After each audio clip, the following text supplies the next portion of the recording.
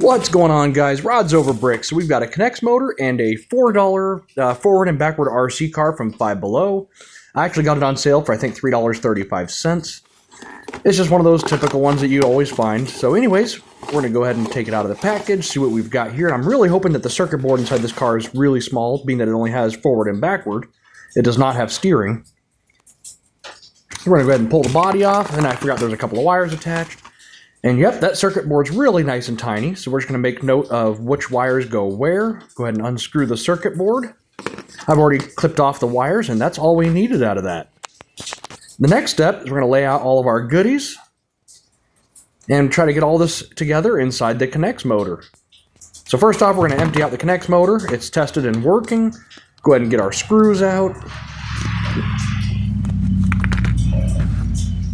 And I've already made a little incision right here with a razor blade, so now you can crack this thing like an egg, nice and gently, that way you don't have all the little parts flying around everywhere when you do pull it open. Our next step is going to be soldering the wires on to where the battery terminals are.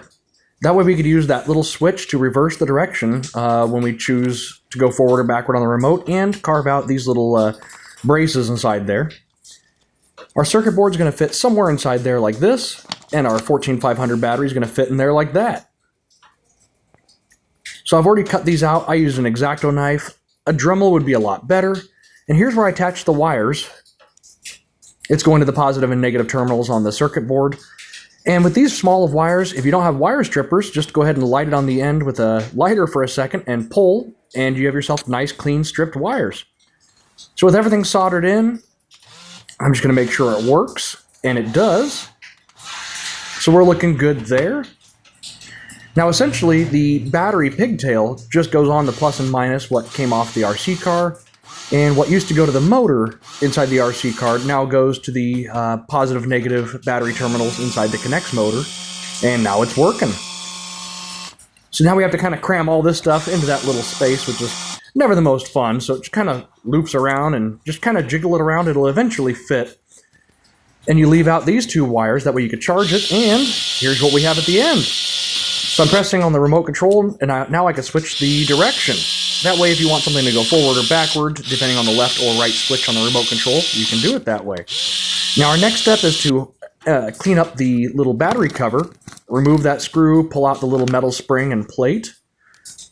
And with that metal spring and plate out, you can go ahead and just take a little X-Acto knife or a Dremel and carve it out, and also put two little notches here on the end of the door.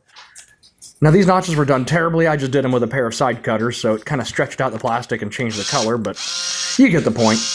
And here it is working. Now the K'Nex motors run a little bit faster on 3.7 volts, so that's kind of nice. That's about it. Just $4 and a little bit of soldering. You got yourself a little remote control forward and backward K'Nex motor.